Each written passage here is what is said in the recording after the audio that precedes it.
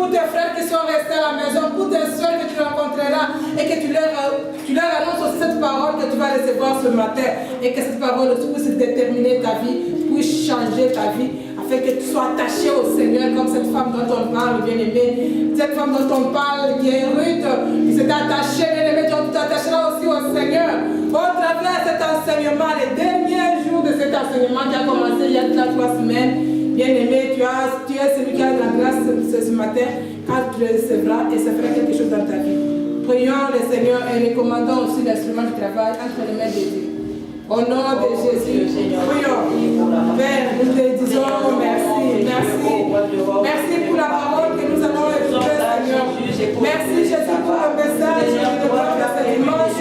Parle-nous pour nous développer de votre parole. Parle, Seigneur, on a fait pour ce matin. Parle et développement pour notre enfant que nous esprits, Seigneur Jésus. La parole sanctifie, que ta parole nous sanctifie ce matin, oh Dieu. Que ta parole nous rassure encore ce matin, oh Dieu. Papa, que nous nous attachions encore de plus à toi, éternel. Nous demandons des images de toi, Jésus. Au nom de Jésus, nous avons ainsi prié, nous disons Amen. Amen. Est-ce que nous pouvons encore acclamer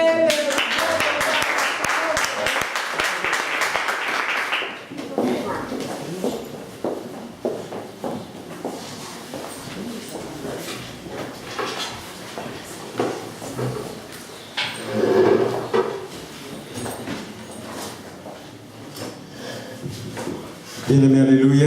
Amen. Alléluia. Amen. Je vous salue tous dans le nom de notre Seigneur Jésus-Christ, en vous invitant à prendre votre Bible que nous allons ouvrir dans le livre de Ruth au chapitre 4.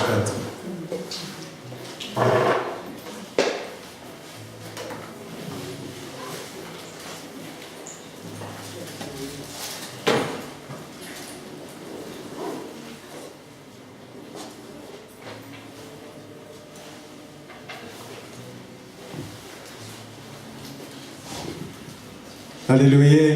Amen. Nous entamons aujourd'hui le chapitre 4 et le dernier du livre de ce livre merveilleux de Ruth. Et nous rappelons brièvement les 3 premiers chapitres et aussi pour ceux qui n'étaient pas là, qu'il s'agit d'une grâce extraordinaire qui avait été faite par Dieu à deux filles de la famille des Moabites. Et nous savons que les Moabites sont une nation qui n'est pas agréable aux yeux de l'Éternel. C'est une nation qui est issue de l'inceste de Lot avec ses 2 filles. Mais les Moabites sont les descendants de l'enfant qui est né par suite de cet inceste-là, de Lot avec sa fille aînée. Alors, là, il y a une malédiction qui courait dans cette tribu.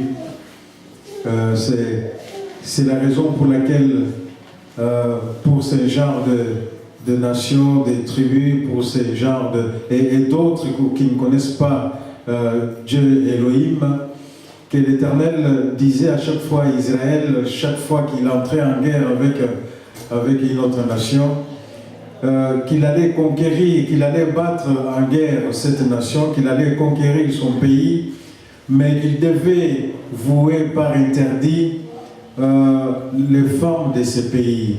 Il ne devait pas, les fils d'Israël ne devaient pas prendre les femmes de ce pays. Pourquoi? Parce que s'ils prenaient les femmes de ce pays, ils amèneraient ces femmes-là dans leur foyer, dans leur nation, et ces femmes-là viendraient avec leur faux Dieu qu'ils adoraient là-bas. Et ces femmes-là viendraient avec les pensées de faux dieux qu'ils avaient eu là-bas pour dénaturer les pensées saines qui étaient celles d'Israël. Alléluia. Mais voici que Elimelech a quitté Jérusalem de Juda avec son épouse et ses 2 garçons. Ils sont allés habiter dans le pays des Moabites. Mais là, les garçons avaient l'âge de se marier, mais il n'y avait pas de filles israélites qui pourraient être épousées. Alors ils ont trouvé des femmes sur place. Ils ont épousé, tous les 2, ils ont épousé des filles moabites. Mais quand ces filles moabites-là sont venues dans la maison d'Elimelech, ils ont entendu du matin au soir, ils ont entendu parler de Dieu Elohim. Elles ont appris qui est Dieu Elohim. Qu'est-ce que Dieu Elohim peut faire pour elles. Et l'humanité, toute l'humanité vient de la parole de Dieu Elohim. Elles ont appris à connaître le nom de Dieu dans cette maison. Alors c'est ainsi qu'en elle avait été créée ce qu'on appelle la foi. La foi en qui? La foi en Dieu Elohim.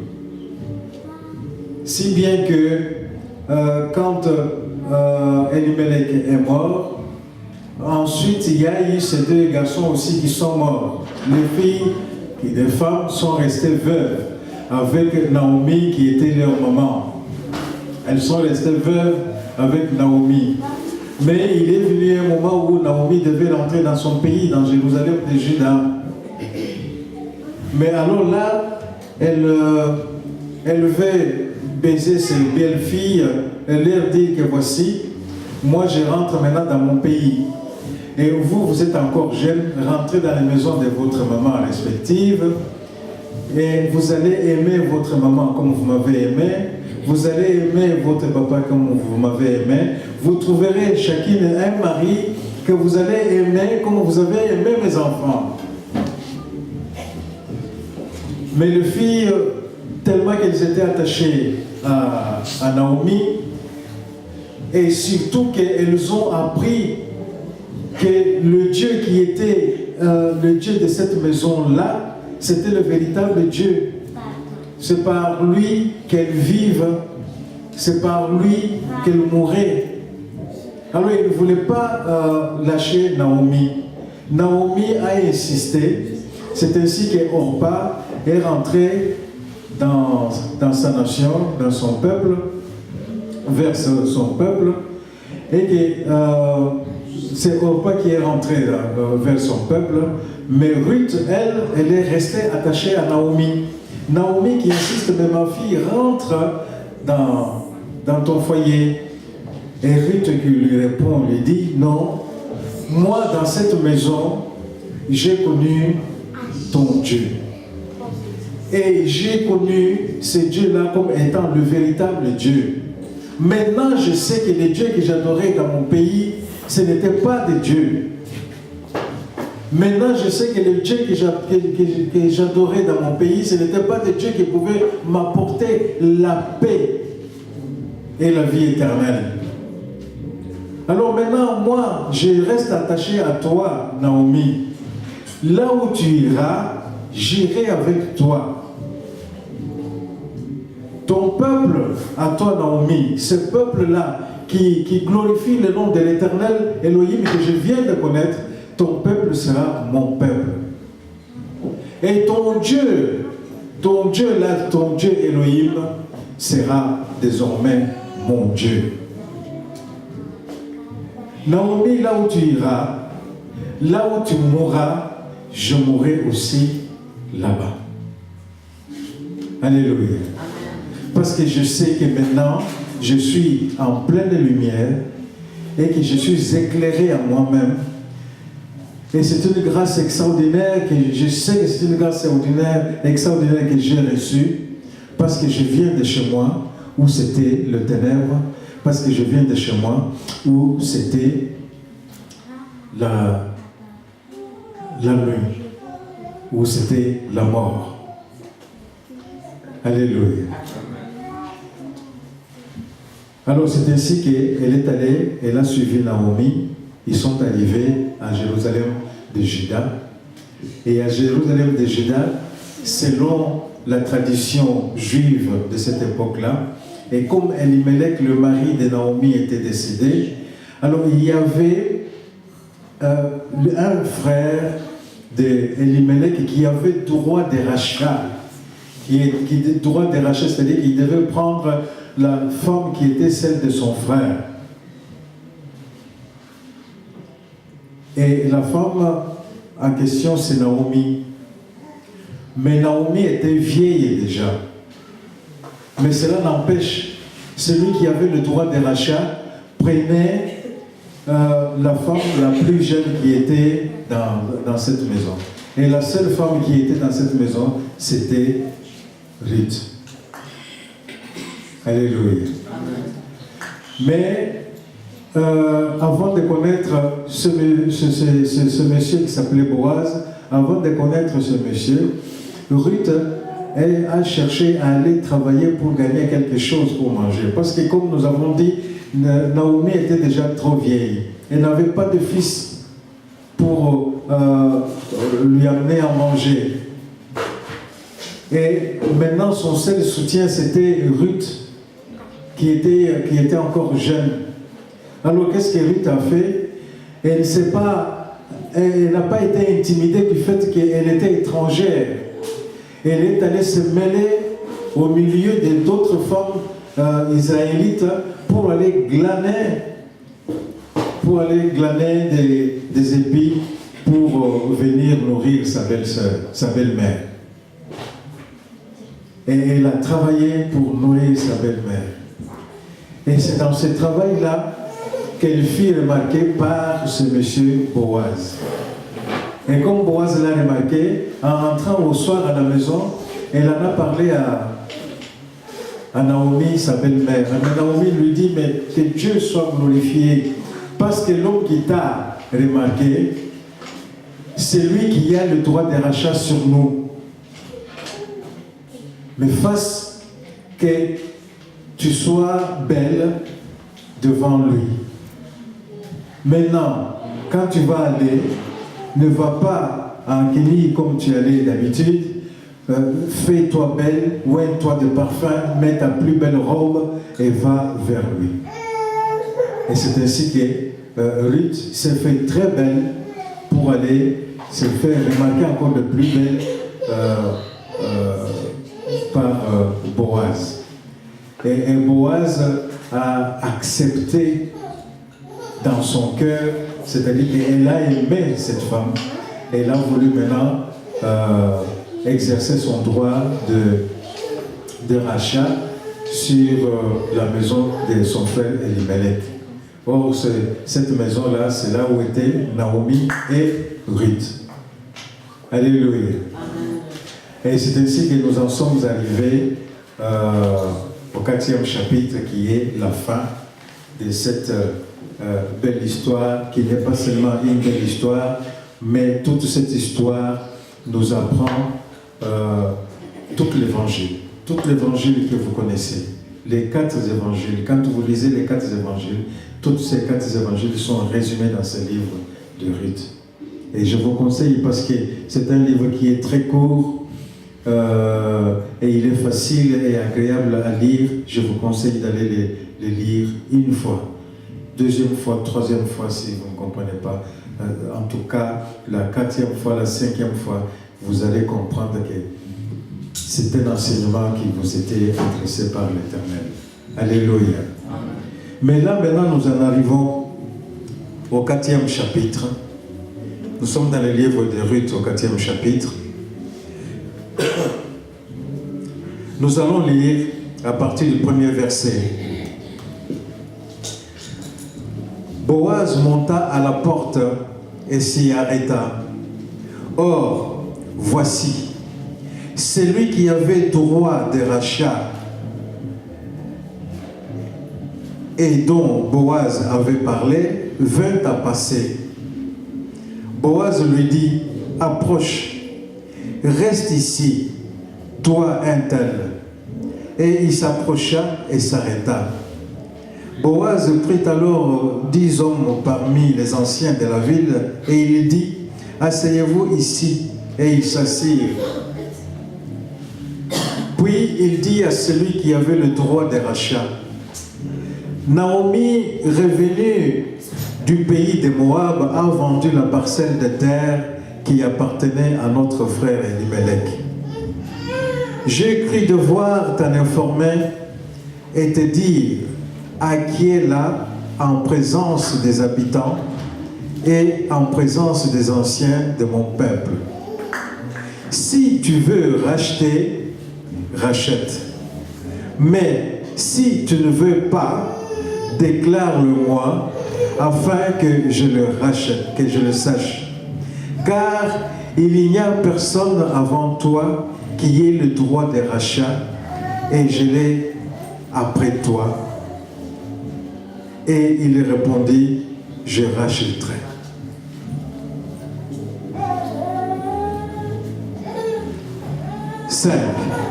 Boaz dit, le jour où tu acquerras le champ de la main de Naomi, tu l'acquerras en même temps de Ruth la Moabite, femme du défunt, pour relever le nom du défunt dans son héritage.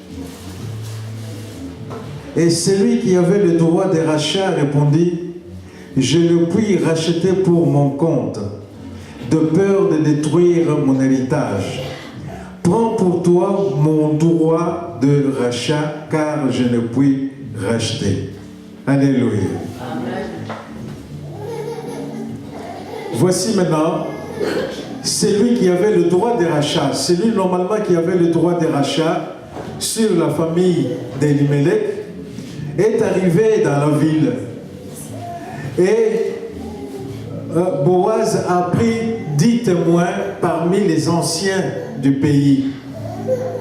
Il a dit, voici, venez, vous qui êtes les sages, qui êtes les anciens du pays, venez, vous allez être témoins de ce qui va se passer ici. Et les 10 sages, les plus anciens de la ville, sont venus là comme témoins. Alors maintenant, Boaz aborde son frère, celui qui avait le droit de rachat. Et il lui dit, voici, Naomi, la femme de notre frère qui était partie, Naomi, elle est venue. Elle est venue toute seule, veuve. Elimelech n'est plus, il est décédé là-bas. Ces deux garçons ne sont plus et ils sont décédés là-bas. Naomi, elle est venue toute seule, veuve. Alors toi, tu as le droit de racheter sur la maison de notre frère Elimelech. Tu vas racheter alors la maison d'Elimelech. Alors celui qui avait le droit de rachat a accepté tout de suite de exercer son droit de rachat sur cette maison. Alors pour bien me faire comprendre, je prends l'exemple de... Parce que c'est cette coutume-là des Juifs, et c'est une coutume qui existe encore en Afrique. Et il se fait qu'en Afrique, quand le grand frère meurt, c'est le petit frère qui prend sa veuve comme épouse. C'est ça qu'on appelle le droit de rachat dans la coutume des Juifs. Bon, alors maintenant, il y avait 2 petits frères à Elimelech. Il y avait celui-là et puis il y avait Boaz qui était plus jeune. Et c'est celui-ci qui est le premier qui avait droit, le premier avant Boaz. Alors c'est ainsi que Boaz l'a appelé. C'est ainsi que Boaz l'a appelé pour lui dire que voici la maison de notre frère, elle est là, et tu dois exercer ton droit de rachat dans cette maison. Mais si tu renonces à ton droit de rachat, fais-le-moi signe. Tu me le fais signe comme ça, moi je vais prendre la relève, moi je vais prendre Naomi et la maison de notre frère. Là nous étions au chapitre 4, nous relisons le chapitre 4 pour ceux qui viennent de rentrer comme ça et nous sommes suivis. J'ai cru devoir t'en informer de ton droit de rachat et te dire à qui est là, en présence des habitants et en présence des anciens de mon peuple. Si tu veux racheter, rachète, mais si tu ne veux pas, déclare-le-moi afin que je le sache. Car il n'y a personne avant toi qui ait le droit de rachat. Et je l'ai après toi, et il a répondu, je racheterai. Voici, quand on a informé ce monsieur qu'il avait le droit de rachat et que la chose maintenant était disponible, qu'il pouvait exercer son droit, il a accepté tout de suite. Mais nous allons maintenant au 5e chapitre, au 5e verset, nous lisons. Boaz dit, le jour où tu acquerras le champ de la main de Naomi, tu l'acquerras en même temps de Ruth, la Moabite, femme du défunt, pour relever le nom du défunt dans son héritage. 6. Et celui qui avait le droit de rachat répondit, je ne puis pas racheter pour mon compte de peur de détruire mon héritage. Prends pour toi mon droit de rachat, car je ne puis pas racheter. Quand il a été informé de son droit de rachat, il a accepté tout de suite d'exercer son droit de rachat. Mais quand Boaz lui a précisé que dans la maison de Naomi, il y a Ruth, la veuve d'un des fils, alors ce monsieur a fait marche arrière, il a reculé, il a dit non, je ne prends pas, je ne fais pas, je n'exerce pas mon droit d'héritage parce que je ne veux pas prendre Ruth pour épouse, parce que je ne veux pas perdre mon héritage. Parce que s'il avait, un enfant, s'il prenait Ruth, il avait un enfant avec Ruth, cet enfant-là ne lui appartenait pas, mais il appartenait au défunt. Alors son héritage à lui, il avait beaucoup de biens, son héritage à lui, il irait maintenant à la famille du défunt, mais pas chez lui. Vous voyez, avec un esprit d'égoïsme, il a refusé. Ainsi, quand nous revenons au verset 4, nous lisons la dernière proposition qui dit « Car il n'y a personne, c'est Boaz qui parle, car il n'y a personne avant toi qui ait le droit de rachat, et je l'ai après toi. » Et il a répondu « Je racheterai. » Alors cette phrase, elle est riche en sens. Elle est très riche. Pourquoi? Parce que nous nous souvenons que notre Seigneur Jésus-Christ est venu. Et quand il est venu, il nous a dit que vous, le peuple qui m'écoutez, vous qui aimez l'Éternel, vous qui suivez la lumière, soyez prudents comme des serpents et prompts comme des colombes. Donc parce que vous serez attaqués en tout temps. Parce qu'on ne vous laissera pas tranquille.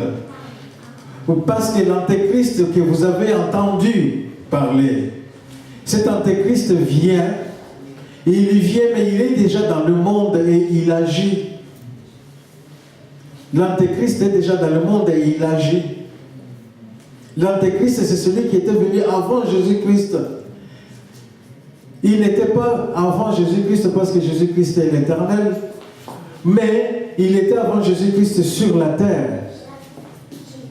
Et quand il a été précipité, Jésus-Christ n'était pas encore venu sur la terre. C'est pour ça qu'on l'appelle l'Antéchrist. L'Antéchrist est déjà sur la terre. Et l'Antéchrist s'est déjà accaparé de la terre. L'Antéchrist est le roi du monde. Alors Jésus-Christ est venu maintenant, lui, pour nous racheter. Alors maintenant, lui, il fait office du second qui est venu. Parce que l'Antéchrist qui est venu le premier, lui, il nous a pris. Il ne nous a pas racheté quelque part. Il nous a volé parce que nous appartenions à l'Éternel. Il nous a volé, maintenant nous lui appartenons. Alors maintenant, il faut que quelqu'un vienne pour lui arracher le peuple de Dieu. Et il n'y avait personne d'autre capable de le faire que Jésus-Christ. C'est pour ça que il a quitté son trône là-haut, il a quitté toute sa magnificence là-haut, il est descendu sous les traits du Fils de l'homme pour venir combattre cet antéchrist-là. Alors, Jésus-Christ nous disait que celui qui écoute ma parole est de Dieu. Et il disait encore que celui qui écoute ma parole et qui me suit, celui-là aura la vie éternelle. Parce que si tu n'écoutes pas la parole de Jésus-Christ et que tu ne le suis pas, tu seras à la traîne, à la merci de l'antéchrist, ou tu vas suivre l'autre chemin, mais si l'autre chemin, Jésus n'est pas parti par là. Si Jésus n'est pas parti par là, c'est que c'est un chemin qui ne mène pas à la vie, mais qui mène à la mort.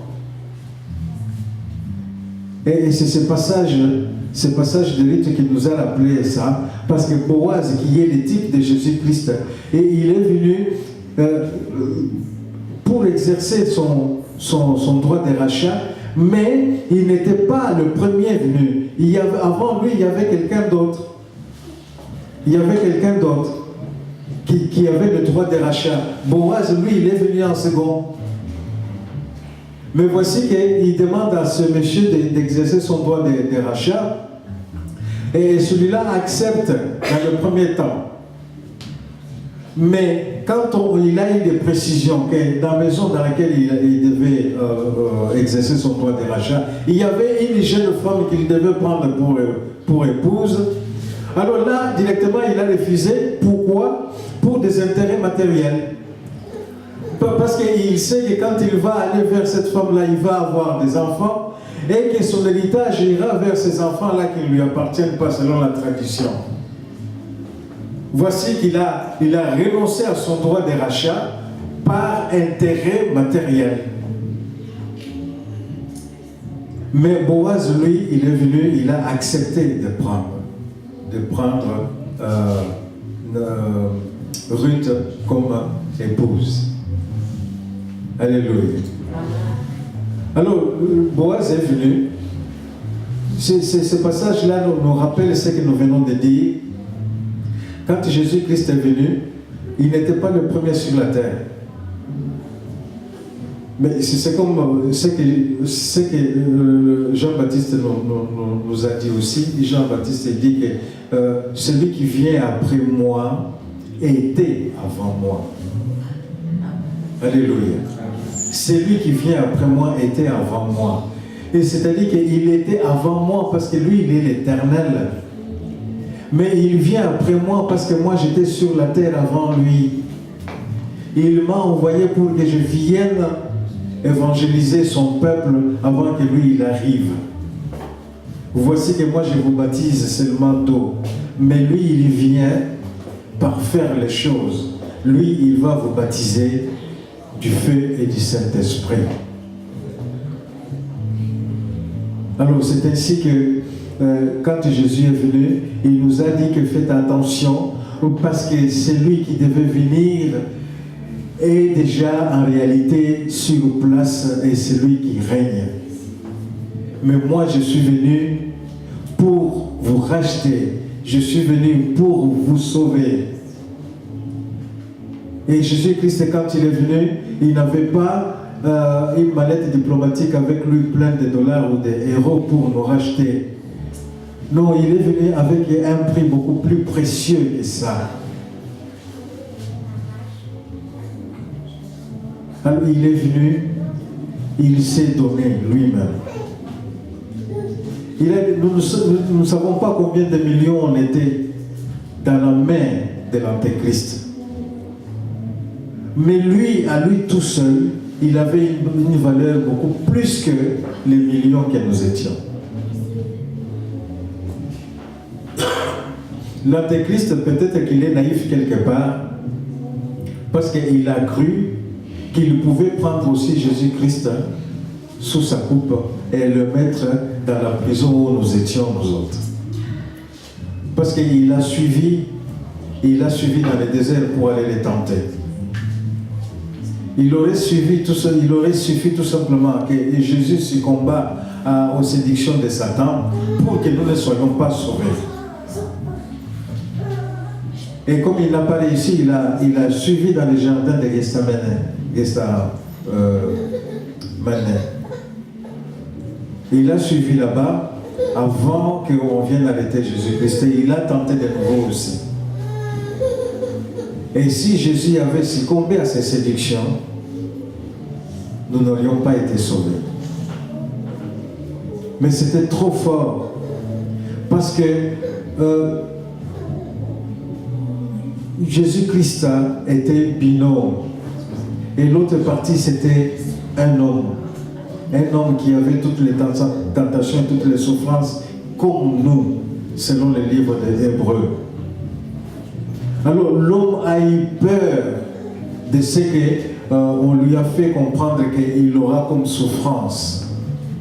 Et après ces souffrances-là, s'en suivrait la mort. L'homme a eu peur. Il a eu peur et il a crié à l'Éternel, il a dit, Père, si cette coupe pouvait s'éloigner de moi. C'est comme s'il disait que, Seigneur, mais ton plan pour lequel tu m'as envoyé ici pour le réaliser, est-ce qu'il n'y a pas moyen de le changer pour que je ne souffre pas autant? Alors si c'est pour que je souffre comme ça, eh bien, écoute, qu'on laisse tomber peut-être. Ça, c'est l'homme qui disait ça.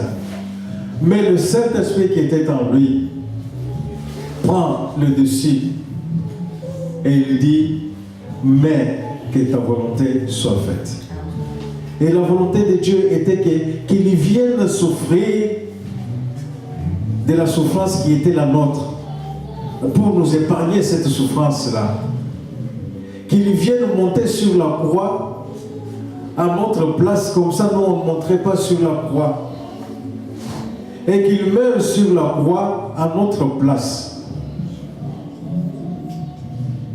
Ça, c'était le prix qu'il devait donner pour que nous soyons libérés. Alléluia. Et c'était ça, le droit, son droit de rachat. Et il nous a rachetés après toutes ces souffrances. Et sur la croix là, il nous a enfin rachetés. C'est-à-dire qu'il nous a libérés. Alléluia. Nous n'étions plus sous la coupe de Satan. Nous n'étions plus enchaînés. Nous n'étions plus en prison. Mais il nous a donné la liberté. Alors il disait que lui, il est venu vers nous. Il est venu nous apporter la paix. Il est venu nous donner cette paix-là. Alors il a pris cette paix-là pour nous donner. Il dit, voici, moi je vous donne cette paix-là. Vous avez des souffrances, vous avez des tribulations, venez, vous me les donnez, nous faisons un échange. Moi je vous donne la paix, vous me donnez vos souffrances et vos tribulations. Et c'est ce qu'il a fait sur la croix. Il a exercé son droit de rachat. Et comme Boaz maintenant devait exercer son droit de rachat parce que l'autre a refusé pour des intérêts matériels, nous avons vu combien cette jeune femme souffrait pour travailler afin de nourrir sa vieille belle-mère. Elle souffrait véritablement. Ce qu'elle gagnait, bon, ça lui procurait quelque chose à manger, mais ce n'était pas encore ça. Mais Boaz est venu les racheter comme Boaz était riche. Alors nous comprenons la suite. Quand il aura racheté cette maison, Naomi et Ruth vont jouir de la richesse de Boaz, donc dans la paix et dans l'abondance. Pas dans l'abondance dans le sens de goinfre, mais c'est-à-dire que c'est cette suffisance-là qui donne la paix au cœur. Il n'aurait plus de soucis. Alléluia.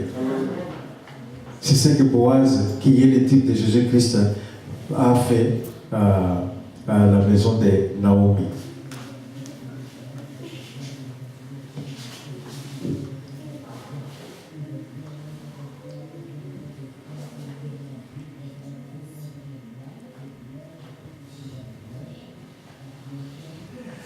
Au verset au verset 8, il est écrit, celui qui avait le droit de rachat dit donc à Boaz, acquiert pour ton compte, et il ôta son soulier. Bon, il sait, comme on dit légèrement, il s'est défilé pour des intérêts matériels, il ne voulait plus exercer son droit de rachat, alors il dit à Boaz, acquiert-le si tu veux. Au verset 9, alors Boaz dit aux anciens et à tout le peuple, vous êtes témoins aujourd'hui que j'ai acquis de la main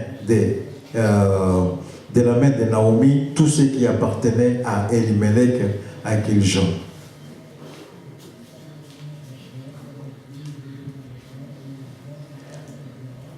Alors Boaz dit aux anciens et à tout le peuple, vous êtes témoins aujourd'hui que j'ai acquis de la main de Naomi tout ce qui appartenait à Elimelech, à Kiljon et à Machlon.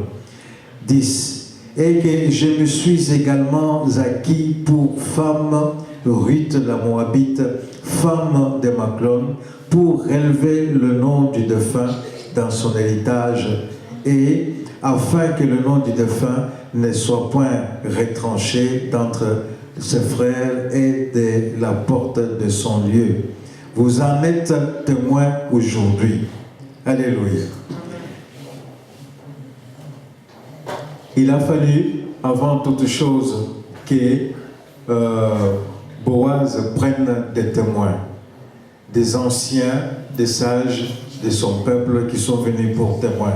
Mais quand maintenant l'autre, le premier qui avait le droit de rachat, a reculé, il a refusé d'exercer de son droit de rachat, alors c'était maintenant au tour de Boaz d'exercer ce tour-là, ce droit-là. Alors Boaz maintenant, il prend maintenant le peuple à témoin.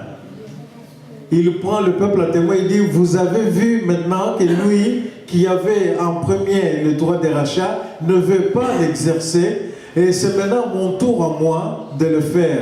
Maintenant, moi, je prends mes responsabilités, moi, je vais exercer mon droit de rachat sur la maison de Naomi. Vous en êtes tous témoins. Alléluia. Alors, quand Jésus-Christ est venu pour nous racheter, il n'est pas venu en cachette, il est venu publiquement. Et il n'a pas souffert en cachette, il a souffert publiquement. Mais il a non seulement souffert publiquement, mais il a été crucifié publiquement. Tout le peuple regardait. Il le regardait passer avec sa croix sur les épaules et tout le peuple l'a vu sur la croix. Il fallait que tout le peuple le voie. Alléluia. Il fallait que tout le peuple le voie pour qu'il soit témoin de ce qui arrive. Mais maintenant, tous ceux qui étaient témoins, il fallait que celui qui croit, que celui qui est monté sur la croix là, il est monté à ma place. Alors celui-là, il était affranchi. Parce que tous ceux qui étaient témoins, tous n'ont pas cru que celui qui est monté sur la croix, il est monté pour lui. Mais seulement ceux qui avaient le cœur bien préparé, quand ils regardaient Jésus-Christ sur la croix, ils voyaient Jésus-Christ avec des péchés qui n'étaient pas ses péchés, mais qui étaient les péchés de celui qui regardait Jésus. Jésus-Christ, il était là avec des défauts qui n'étaient pas ses défauts, mais qui étaient mes propres défauts. Alors quand je regardais Jésus-Christ qui était sur la croix, je me dis, mais lui là, il n'a rien. Mais c'est moi qui devais être à la place. Parce que tous ces défauts et tous ces péchés qui sont là, ce sont mes défauts, ce sont mes péchés. Mais c'est lui c'est moi qui devais être à sa place. Alors on réfléchit comme ça et puis après on se dit, c'est vrai qu'on se souvient, Jésus avait dit que moi je suis venu non pas pour vous juger mais pour vous sauver. Alors maintenant je me souviens de cette parole-là et je sais maintenant qu'il est là sur la croix pour me sauver, il est là sur la croix pour me racheter, c'est-à-dire que moi qui suis enchaîné par Satan, mes chaînes seront brisées. Moi qui suis en prison de Satan, je vais voir les portes s'ouvrir et je sortirai de là. Parce qu'il est monté sur la croix. C'est tout à mon bénéfice qu'il est là sur la croix. Alléluia. Alors tout le public, tout le monde c'était public, tout le monde pouvait voir. Alors Jésus-Christ pouvait voir, pouvait dire que voici, tous là sont les témoins de ce qui est arrivé. Tous ceux-là sont les témoins qui sont arrivés. Mais ceux qui croient qu'il est là pour nous racheter, ceux-là, ils sont sauvés parce qu'ils sont affranchis. Mais ceux qui ne croient pas qu'il est là pour nous sauver, jusqu'aujourd'hui, ils sont toujours dans les ténèbres. Parce que jusqu'aujourd'hui, il n'y a personne qui croit, il y en a beaucoup qui croient le Messie et que le Messie n'est jamais arrivé. Et d'autres qui croient que celui qui était arrivé, qu'on disait le Messie, que c'est peut-être vous l'appelez Messie, mais ce n'est pas le Fils de Dieu comme vous dites, mais ce n'est pas Dieu comme vous dites. Parce que Dieu ne peut pas descendre sur la terre, parce que Dieu ne peut pas avoir d'enfants. Alors ces gens qui disent comme ça, qui sont dans les ténèbres, ils ne savent pas que Dieu est capable de faire ce que nous appelons miracle. Pourquoi nous appelons ce que Dieu fait, pourquoi nous l'appelons miracle? Nous l'appelons miracle parce que ça dépasse notre entendement. Nous l'appelons miracle parce que c'est quelque chose qu'un homme ne peut pas réaliser, sauf Dieu lui-même. Alléluia.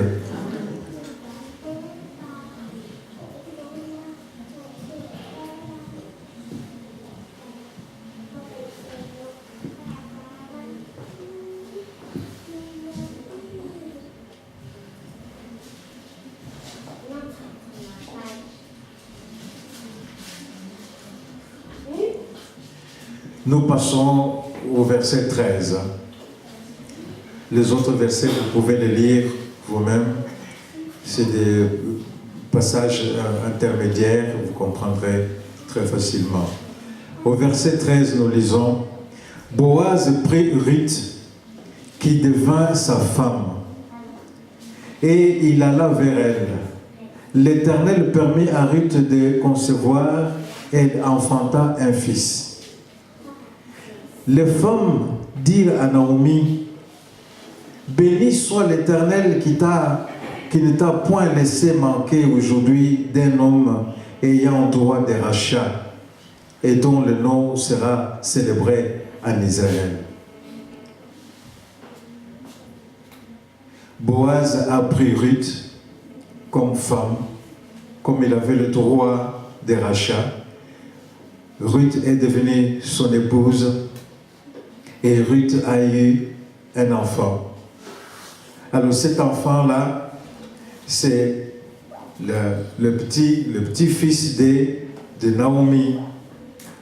Alors les femmes du pays, les femmes du pays qui connaissaient Naomi, alors ils viennent chez Naomi, ils lui disent, mais Naomi, sois heureuse, béni soit l'Éternel qui ne t'a point laissé manquer aujourd'hui d'un homme ayant droit de rachat et dont le nom sera célébré en Israël. Et Naomi, sois heureuse parce que voici maintenant tu as dans ta maison un garçon qui pourra veiller sur ta vieillesse. Ce garçon-là qui sera, parce que lui il aura des muscles, il pourra travailler pour toi. Toi Naomi, tu ne mourras pas de faim parce que maintenant tu as un soutien.